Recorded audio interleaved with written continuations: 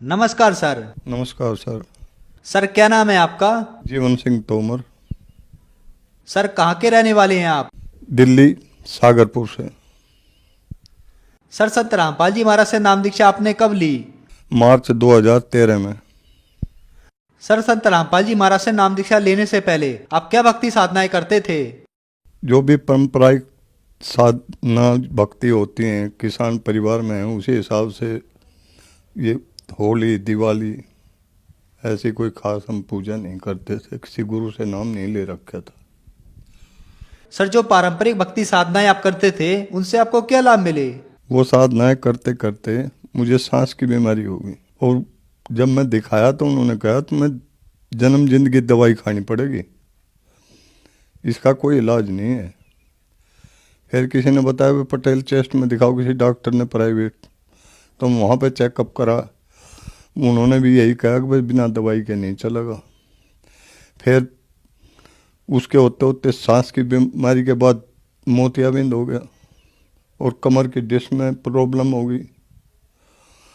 दूसरे में जब बोलता था तो ये छाती ऐसे ऐसे करती थी, सांस नहीं आवता ठीक से। सर आपने बताया कि आपको 2001 से ही सांस की बीमारी हो गई और फिर आपको मोतियाबिंद भी हो गया, उसके साथ साथ आपको रीढ़ की हड्डी में भी परेशानी हो गई। तो इन सब परेशानियों से जूझते हुए आपको संत रामपाल जी महाराज की जानकारी कहाँ से मिली?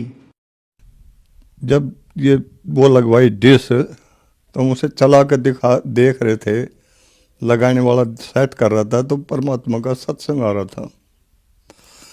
तो वो सत्संग हमने सुना। पहले दिन तो ज़्यादा टाइम नहीं था, 10-15 मिनट सुना। तो गुरुजी जो है उसमें गीता जी में उसमें दिखा रहे थे, तो हमने देखे भाई तो कोई अलग ही वो आ रहे हैं सादे वेश में, ये ऐसा क्या ज्ञान है। क्योंकि मुझे शास्त्रों की थोड़ी बहुत जानकारी थी, मैं प्रिंटिंग लाइन से संबंधित था और साधु महात्माओं की नाम नहीं ले रखा था, पर उनकी मैं जाता आता था, उनके पास जानकारी थी। तो अगले दिन फिर हमने देखा। ऐसे ही 6 महीने देखने के बाद हमें जानकारी हुई कि ये जो ज्ञान बता रहे हैं सही है। तब मैं वहाँ बरवाड़ा गया। वहाँ जाने के बाद नामदान लिया। सर संत रामपाल जी महाराज से नाम दीक्षा लेने के बाद क्या आपको कोई लाभ भी प्राप्त हुए? हाँ जी, मुझे बहुत लाभ प्राप्त हुए। पहले तो जब मैं वहाँ से नाम दाम लेके चल रहा था रात को, और 3-3:30 बजे मैं ट्रेन से किशनगंज उतरा, तो मैं ट्रेन से गिर गया था। तो लोगों ने शोर मचा दिया, भाई कोई बूढ़ा आदमी गिर गया, संभालना। पर मुझे जब मैं गिरा मुझे नहीं पता लगा, मुझे कोई पत्थर भी नहीं लगा ना चोट लगी, जैसे किसी ने ऊपर से ही मुझे संभाल लिया। और फिर दूसरा लाभ मुझे ये हुआ, 1 साल के बाद मैं गांव जा रहा था मकान बनाने के लिए। तो वहाँ से बाजार से कुछ सीमेंट और बजरपुर लेने के लिए गया हुआ था। ट्रक और बुग्गी के बीच में आ गया मैं,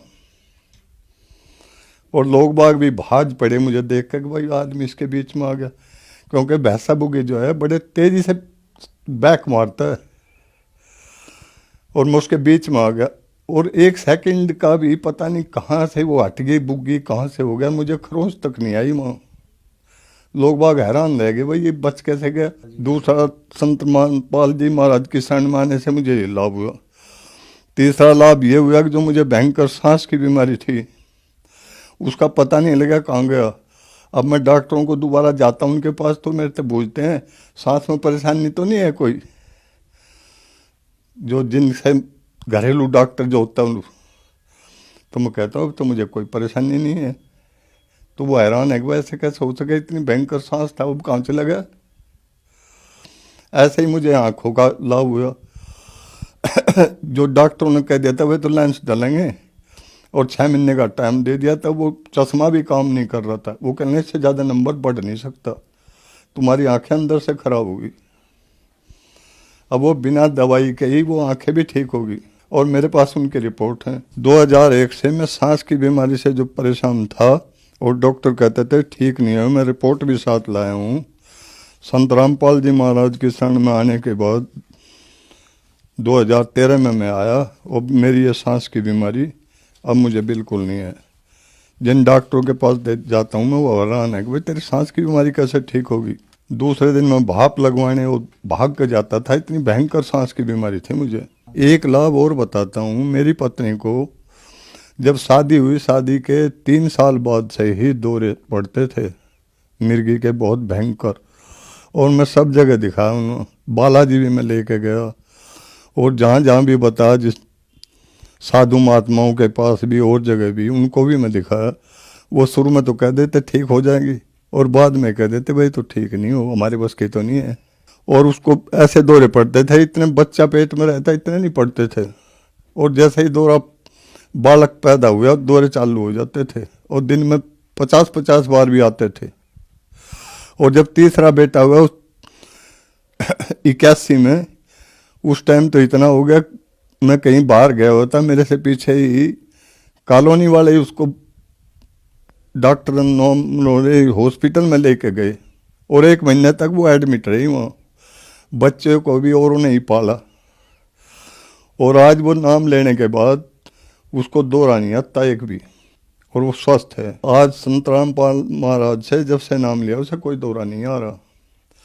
दूसरा, उसे पैरों में तकलीफ हो गई थी, जो 1 कदम भी नहीं चल सके थे, 6 महीने चारपाई पे ही रही वो। और संत रामपाल जी महाराज का नाम लेने के बाद अब वो ठीक चलती है, कोई बीमारी नहीं है उसे। आज संत रामपाल महाराज जी से नाम लेने के बाद हमारा उजड़ा परिवार बस गया, मैं भी ठीक हूँ, और मेरी पत्नी भी, मेरे घर में हर तरह से खुशहाली है। और जो इतनी मेहनत करने के बाद भी हमने कभी पैसा नहीं देखा, आज पैसे का और किसी चीज़ की कमी नहीं है। सर, जो समाज आज आपको देख रहा है, आप उन्हें क्या संदेश देना चाहते हैं? हम उनको यही संदेश देना चाहते हैं कि जैसे दुख हमारे दूर हुए हैं, कितने कष्ट थे मेरे परिवार, मेरे गांव, मेरी कॉलोनी वालों को सब पता है हम कितने दुखी थे। और आज हमारे ऐसे ठाट कर दिए हैं मालिक ने, किसी चीज़ की कमी नहीं है। इसलिए हम सब भक्त समाज को यही कहते हैं कि भाई जल्दी से जल्दी परमात्मा की शरण में आओ और अपना कल्याण करो। और कहीं इस चीज़ का इलाज नहीं है, डॉक्टर भी अब जब हार जाते हैं तो परमात्मा की तरफ कोई चलते हैं। आम आदमी की क्या औकात है, और इससे ज़्यादा क्या दिखाएंगे, जो कम से कम हमारे जानने वाले, हमारे कॉलोनी वाले, हमारे गांव वाले, उनको तो समझ आ जानी चाहिए कि इतने भयंकर दुख कैसे दूर हो गए। सर, संत रामपाल जी महाराज से नाम दीक्षा कैसे प्राप्त की जा सकती है? संत रामपाल जी महाराज के चैनल पर चलता है, उस पर नीचे पट्टी आती है, उसमें वो नंबर लिखे होते हैं, उन पर फ़ोन करके आप जानकारी प्राप्त कर सकते हैं। और परमात्मा ने आज दया कर रखी है, सारे विश्व में नामदान खोल दिए हैं।